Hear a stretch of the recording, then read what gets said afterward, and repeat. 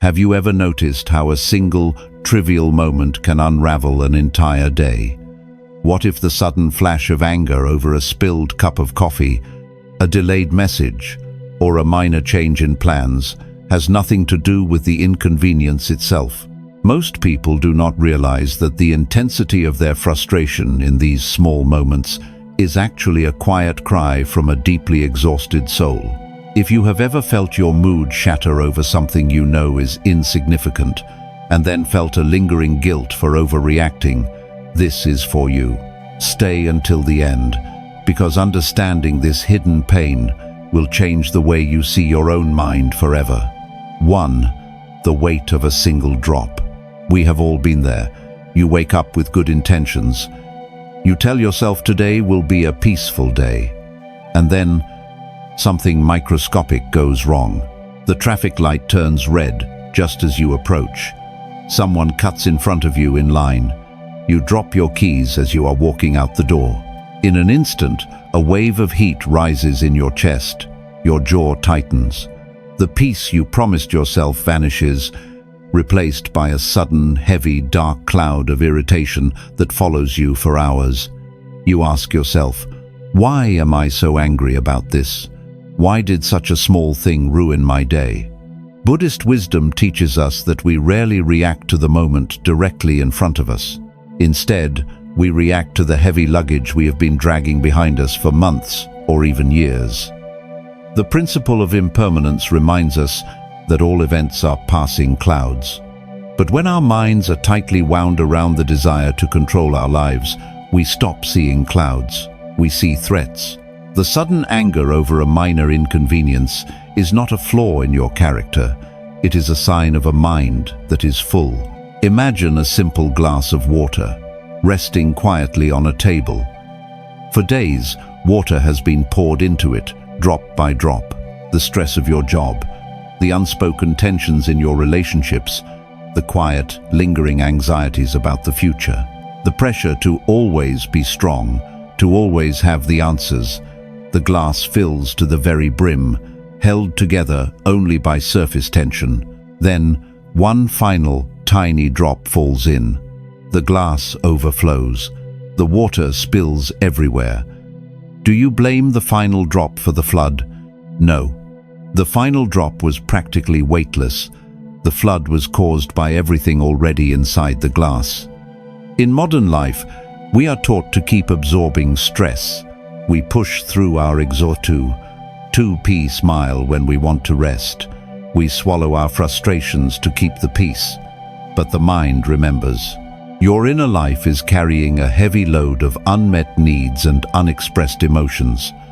So when the printer jams, or someone cancels a meeting at the last minute, it is not the event that truly hurts. It is the sudden, unbearable reminder that you are not in control of your surroundings, just as you feel you are losing control of yourself. Ask yourself right now, think about the last time you lost your peace over something small. What were you actually carrying that day? What unspoken burden was weighing down your heart before that moment even happened? Pause. Breathe. The next time you feel a sudden surge of irritation over a minor delay, do not judge yourself. Do not label yourself as impatient or angry. Instead, let the feeling rise without making it your identity. Silently ask yourself, what is really hurting right now? When you begin to ask this question, you stop fighting the small inconveniences. You start paying attention to the deeper wounds. Because peace is not something you achieve by forcing the world to be perfectly smooth. It is something you make space for by acknowledging your own fragile humanity. But understanding the full glass is only the first step, and this is where the next truth begins. Because beneath every reaction is a quiet exhaustion that most of us refuse to admit. 2. The hidden reservoir of exhaustion. There is a strange kind of freedom in admitting that you are tired. Not just physically tired, though that is often part of it, but soul tired. The kind of exhaustion that comes from perpetually holding the walls of your life upright, waiting for the ceiling to collapse. In Buddhist thought, we speak of the monkey mind, the part of our consciousness that is forever jumping from branch to branch, grabbing at things, pushing others away, and frantically scanning the horizon for danger. When we live in this state, we are constantly overspending our internal energy. We spend it worrying about things we cannot change, replaying conversations from 3 years ago, and crafting elaborate strategies for problems that haven't even happened yet. Think of your inner peace like a candle flame in a drafty room. If the room is still, the flame burns steady and bright. But if the wind is howling from every direction, the wind of your own restless thoughts, the flame will flicker, dip, and eventually struggle to stay lit. When you are operating in this state of chronic depletion, you lose your capacity to absorb the friction of daily life. A minor inconvenience is no longer just a hurdle, it feels like a personal attack. Imagine you are walking through a dense, dark forest. You have been walking for hours, your feet are blistered, your throat is dry, and the sun has long since set. Every shadow looks like a predator. Every rustle in the leaves sounds like a threat. In this state, a simple branch brushing against your shoulder might cause you to jump, cry out, or swing your arms in defense. Now, imagine that same forest during the day. After a good night's sleep, with a full pack of supplies, you see the same branch. You might still feel it, but you don't recoil. You don't see it as a threat. You simply step around it, or perhaps you don't even notice it at all. The branch did not change. The forest did not change. Your inner capacity changed. We often think that peace is about removing the branches from our path. We spend our lives trying to clear the road of every nuisance, every difficult person, and every inconvenient delay. We want a world that accommodates our fragility, but that is a fight you can never win. The world will always have thorns. The real wisdom is not in clearing the forest. It is in building your own internal resilience so that the thorns no longer dictate your state of being. Think about your own life. When you get annoyed by something small, are you really reacting to that thing? Or are you reacting to the fact that you feel empty, depleted, and unsupported? When you feel that familiar spark of irritation, stop. Instead of lashing out or trying to suppress it, turn your gaze inward.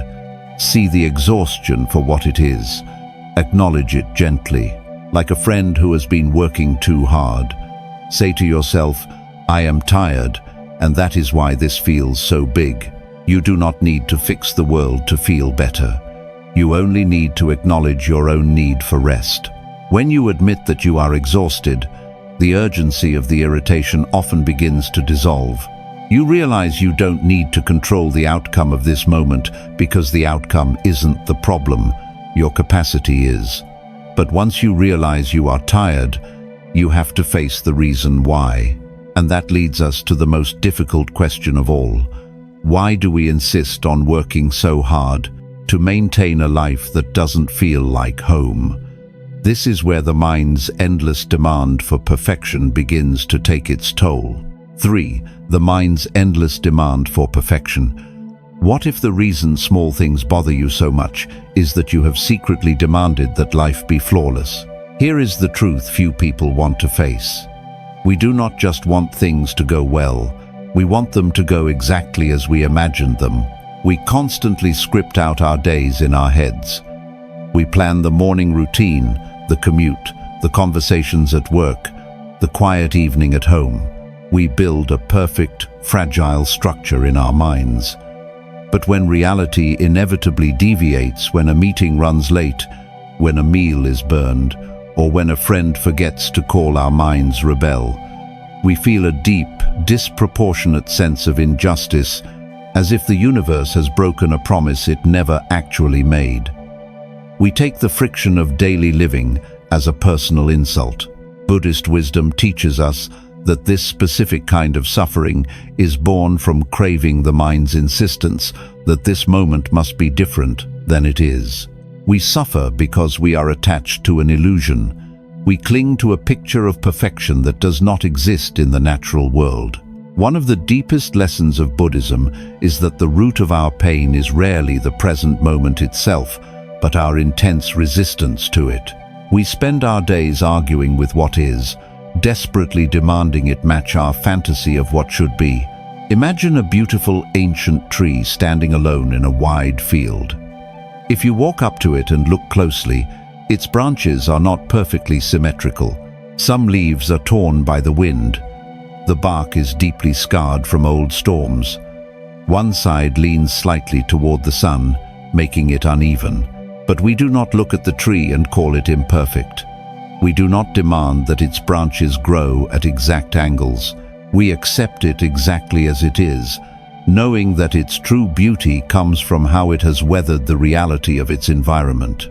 Yet, we do not offer our own lives this same grace. We look at our day and demand strict symmetry.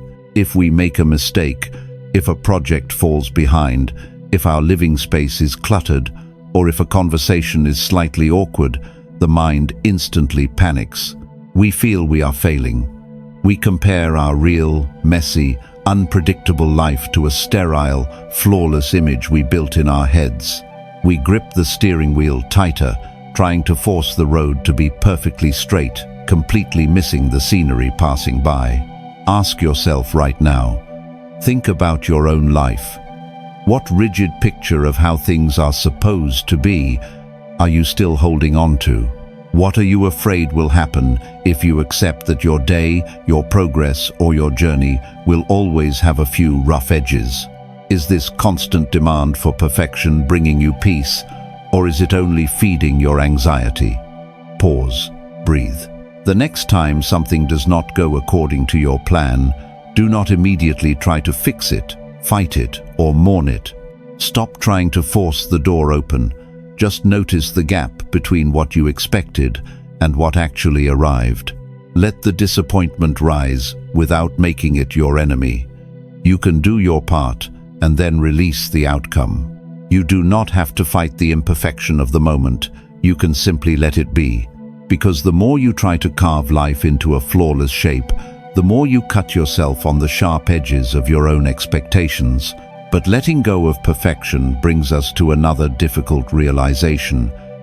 Because when we finally stop demanding the road to be perfectly smooth, we must confront a deeper lie we tell ourselves about where that road is actually leading. 4. The illusion of the flawless path. Have you ever believed that if you were truly making the right choices in life, everything would suddenly become effortless? Here is the truth few people want to face. We carry a hidden assumption that peace is a destination we finally reach once all our problems are solved. We convince ourselves that once we find the right job, the right partner, or achieve a certain level of financial stability, the daily irritations will vanish. We look at others, often through the distorted lens of social media, comparing our messy, unpredictable days to their polished highlights. So, when a small inconvenience strikes a delayed flight, a rejected application, or an unexpected bill, we do not just get annoyed. We panic. We think, this should not be happening. We view the obstacle not as a normal part of the day, but as proof that we are failing, that we have taken a wrong turn, or that we are hopelessly behind in life. In Buddhist thought, this is the trap of clinging to a future that does not exist. We suffer because we believe the path to happiness is a straight, clean line. But Buddhism reminds us that the path is not a smoothly paved highway. The obstacles are not blocking your life, they are your life. True mindfulness is not about escaping friction, but learning to walk through it without losing your center. Imagine a boat moving through open water. If the sailor believes that a successful voyage means the water will always be perfectly still and glassy, they will live in constant terror. Every ripple will feel like a disaster. Every gust of wind will feel like a punishment from the sky. But a wise sailor knows that the ocean is meant to move. The waves are not enemies. They are simply the nature of the water. The boat is designed to handle the motion. When you are overwhelmed by the pressure to succeed, or when you are exhausted from trying to force your life into a perfect timeline, You are like the sailor cursing the waves. You are waiting for the water to stop moving before you allow yourself to be at peace. You tell yourself, once this stressful week is over, I will relax. Once I fix this problem, I will finally be happy. But the waves will never stop entirely. There will always be another deadline, another misunderstanding, another minor crisis. If you tie your inner peace to the condition that nothing goes wrong, you will spend your entire life at war with reality. Think about your own life. What future moment are you waiting for before you allow yourself to breathe? What are you still holding on to, hoping it will magically make your life frictionless? Are you treating today as a hurdle to jump over rather than a moment to actually live? Pause. Breathe. The next time a small wave hits your boat, do not waste your energy wishing the water was calm. Observe the thought without following it. Let the feeling of frustration rise without making it your identity. You do not have to fix the ocean. You only have to stay in your boat. Because peace is not the absence of storms. It is the deep, quiet knowledge that you can weather them. But to truly navigate these waters, you must understand how to interact with the obstacles themselves. And this is where the next truth begins. Because it is not enough to simply accept that the water moves. You must also learn what to do when something stands firmly in your way. 5. The river and the rock. Have you ever noticed that the harder you try to force something to happen, the more exhausted you become? Here is the truth few people want to face. We spend most of our lives fighting immovable objects. And then we wonder why our hands are bleeding. We all face moments where something simply refuses to budge. A conversation that goes nowhere. A career that feels stagnant. A family member who will not change. A timeline that is completely out of our hands.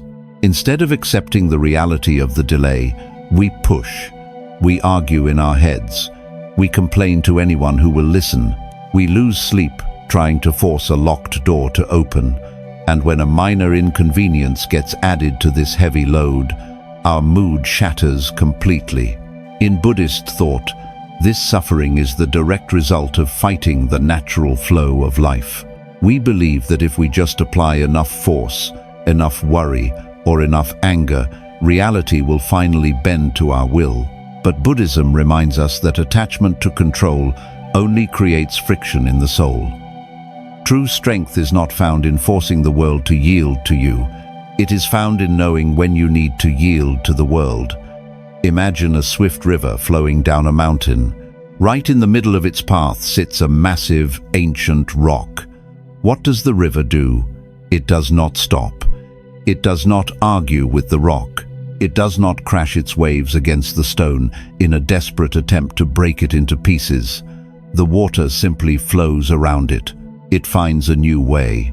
The rock remains heavy and still, but the river continues its journey undisturbed. The incredible power of the water lies in its softness, in its absolute willingness to adapt. Now, look at how we live our modern lives. When someone misunderstands you, when a plan falls apart, or when you are feeling ignored, you become rigid. You crash into the rock over and over again. You desperately try to prove you are right. You demand to know why life is not cooperating. You waste your precious emotional energy trying to move something that is simply not ready to be moved. Think about your own life. Ask yourself right now, what immovable rock are you fighting today? What situation or person are you desperately trying to control? Is this constant pushing bringing you any closer to peace? Or is it only feeding your exhaustion? Pause. Breathe. You do not have to conquer every obstacle that appears in your path. You do not have to force someone to understand your perspective. Do your part, then release the outcome. Stop trying to break the stone. Let the feeling of frustration rise without making it your identity. You can simply step back and allow the moment to be exactly what it is. Because peace is not found by crushing the stone. It is found by becoming the water. But to stop fighting the rock, you must first learn how to catch yourself in the act of pushing. And this is where the next truth begins. Because before you can let go of your demands, you must learn the quiet, subtle art of knowing when you have seen enough. 6. The wisdom of noticing enough. Have you ever noticed how your mind can find a problem even when everything is fine? What if the reason a small inconvenience ruins your mood is because your mind is addicted to looking for what is missing? Here is the truth few people want to face. We are rarely satisfied with a peaceful moment. Instead of enjoying the quiet, we scan the horizon for the next thing to fix, the next thing to worry about, the next flaw to correct. You can have a deeply restful morning, a good cup of tea, a quiet home, but the moment you see a single dirty dish left in the sink, or a notification on your phone from a difficult coworker, your entire focus collapses onto that one tiny point of friction. The peace of the morning vanishes. The mind ignores the vast space of what is going right and becomes completely consumed by the tiny fraction of what is wrong. Buddhist wisdom teaches that this endless seeking is the root of our discontent. The mind naturally clings to dissatisfaction because it believes that if it just fixes one more thing, it will finally be safe to rest. But Buddhism reminds us that craving never actually ends. It only changes shape. If you do not learn to notice when you have enough, the mind will always demand more. Mindfulness is not just about watching your breath. It is the profound practice of seeing the whole picture and consciously choosing not to zoom in on the flaw. Imagine a vast, still lake at night, perfectly reflecting the bright, full moon. It is a breathtaking sight. It is whole, quiet, and deeply peaceful. Now, imagine a single tiny pebble falls into the water near the edge. A few small ripples form. What does the untrained mind do? It stares entirely at the ripples. It obsesses over the disturbed water. It gets angry at the pebble. All the while, it completely forgets to look up and see that 99% of the lake is still beautifully, perfectly reflecting the moon. In our daily lives, we are constantly staring at the ripples. We do this in our relationships. Someone supports you in 100 different ways, but you lie awake, agonizing over the one slightly careless comment they made. We do this at work. You finish a massive project successfully, but you feel completely defeated by a single minor criticism. We let a 5-minute inconvenience overwrite 23 hours of perfectly ordinary, peaceful living. We let the mind demand total perfection before it allows us to feel joy. Ask yourself right now, think about your own life. What small ripples are you staring at today? What beautiful, quiet things are you entirely ignoring, just so you can focus on the one thing that went wrong? Is this hyper-focus bringing you peace, or is it feeding your anxiety? Pause. Breathe. The next time a minor frustration appears, do not let it shrink your world. Stop staring at the pebble. Notice the irritation, but then consciously widen your gaze. Look around you. Acknowledge the air in your lungs, the roof over your head, the silence in the room. Let the feeling pass without making it your entire reality. You do not need to fix the ripple to enjoy the lake, because peace is not the elimination of every small flaw. It is the ability to rest in the vastness of what is already good. But learning to widen your view takes practice, especially when the anger strikes suddenly. And this is where the next truth begins. Because to catch the mind before it spirals, you must learn the most powerful secret of all. 7. The sacred pause. Have you ever noticed that your deepest regrets usually follow your quickest reactions? What if the most powerful thing you can do in a moment of intense frustration is absolutely nothing? Here is the truth few people want to face. We are addicted to our own reactions. When a small inconvenience strikes, when an email arrives with a passive-aggressive tone, when a plan is suddenly cancelled, or when someone ignores your text, our instinct is to respond immediately. We feel a sudden, violent urgency in our chest. We snap back. We type a furious reply. We mutter under our breath and let the anger ruin our mood. We do this because we mistakenly believe that reacting quickly is a form of taking control. We think that if we lash out at the inconvenience, we will somehow regain our lost power. Buddhist wisdom teaches us that between the event that triggers you and the moment you react, there is a tiny hidden space. This space is often called the sacred pause. In Buddhist thought, the initial spark of anger is not the problem. The problem is how quickly we throw the dry wood of our own thoughts and words onto it. Mindfulness is not the impossible task of preventing the spark. It is the profoundly simple act of refusing to feed the fire. Imagine a candle burning quietly in a perfectly still, dark room. Suddenly, a door bursts open and a sharp gust of wind sweeps in. The flame dips violently. It flickers wildly, leaning to one side, almost blowing out.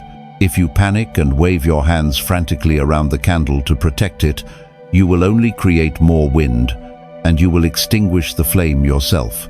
But if you simply stand still, wait, and allow the draft to pass, the flame will slowly right itself.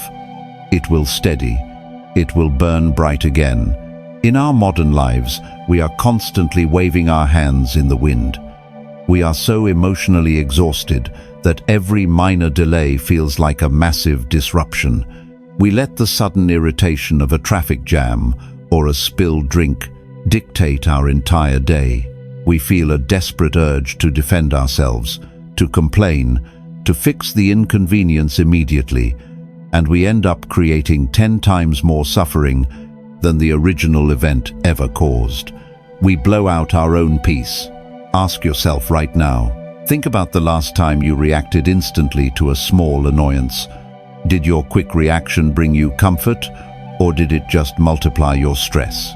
What are you so afraid will happen if you simply let the uncomfortable moment sit in silence? The next time that familiar surge of irritation hits, stop.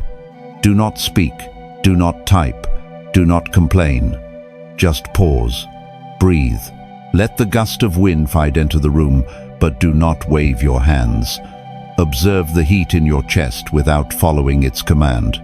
Let the feeling rise, peak, and begin to fall on its own. Because peace is not about having a mind that never gets agitated. It is about having a mind that no longer trusts its own agitation blindly.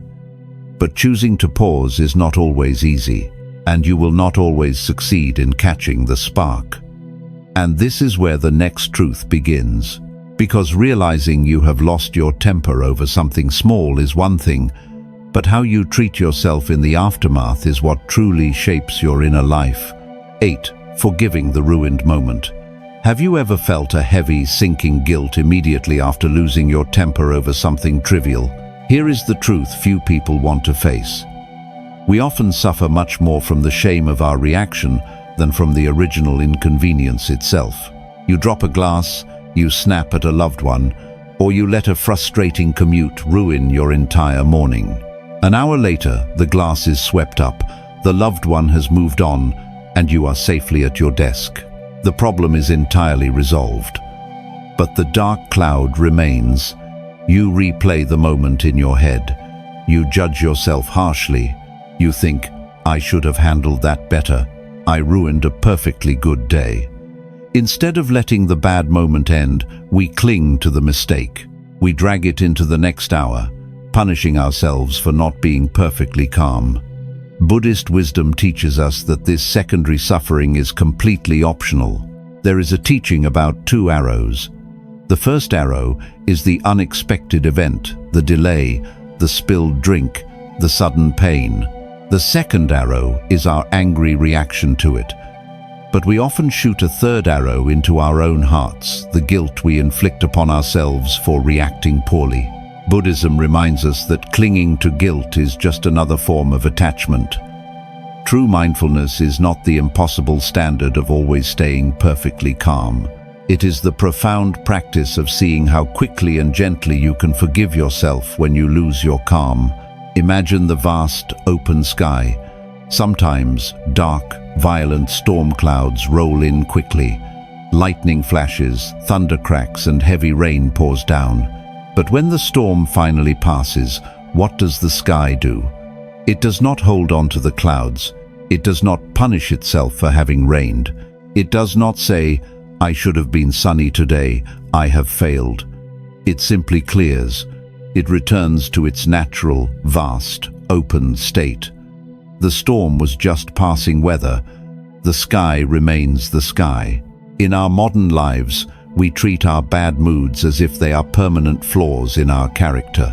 When you let a minor frustration ruin a dinner with your family, or when you shut down emotionally because a friend was late, you feel like you have failed some test of life. You hold on to the ruined moment, refusing to let yourself be happy again for the rest of the day, as if you must pay a penance for your irritation. You keep the storm clouds trapped in the room long after the rain has stopped. Ask yourself right now, think about the last time you overreacted to a small inconvenience. How long did you silently punish yourself for it? What are you so afraid will happen if you simply let the mistake go and allow yourself to start over in the very next breath? Pause. Breathe. The next time you lose your peace, do not double your pain with shame. Let the feeling of regret rise, but do not make it your permanent identity. Acknowledge the misstep, apologize if you need to, and then gently release it. You do not have to earn your way back to peace. You can just decide to drop the heavy stone, because peace is not a permanent state you achieve and fiercely protect.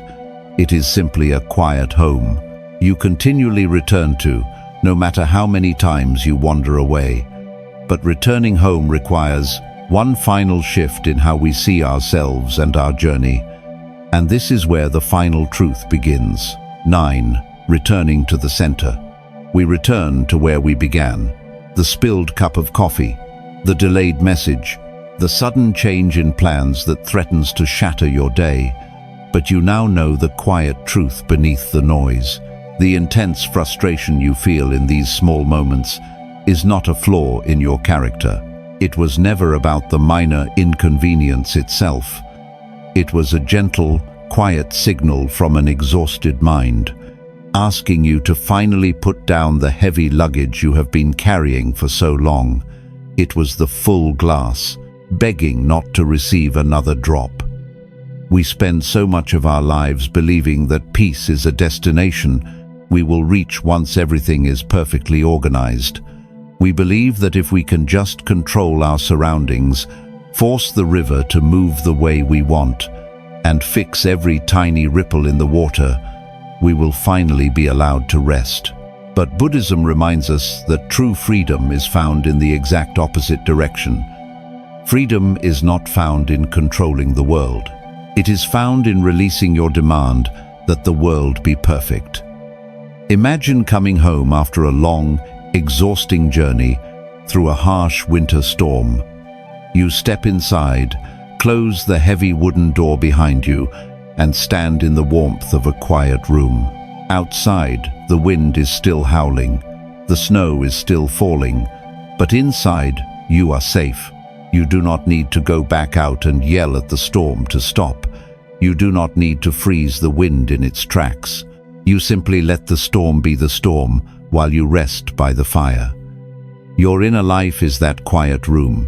When the small inconveniences of life strike, when the world outside is noisy, unfair, or frustrating, you do not have to stand in the freezing wind and fight it. You do not need to shoot the second or third arrow into your own heart.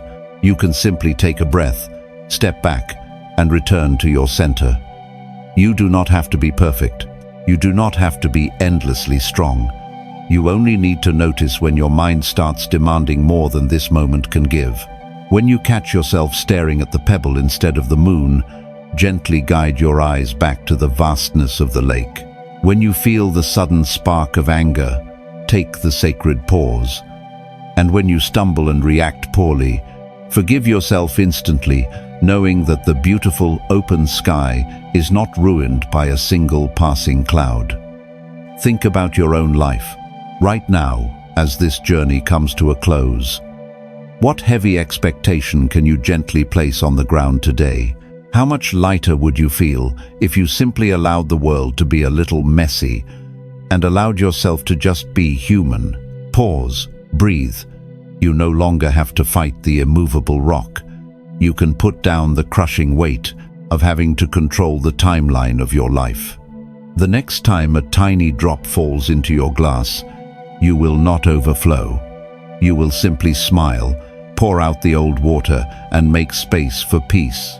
If these lessons touched your heart, share this video with someone who may need a little more peace today. Let life meet you where you are.